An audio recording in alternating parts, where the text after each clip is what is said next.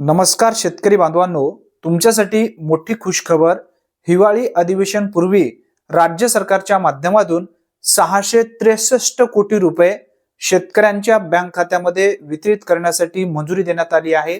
प्रत्येक जिल्ह्यांच्या माध्यमातून जो प्रस्ताव आलेला होता अतिवृष्टी नुकसान भरपाईची मदतीसाठी, त्या प्रस्तावास आता मंजुरी देऊन प्रत्येक जिल्ह्याकडे ही निधी पाठवण्यात आलेला आहे।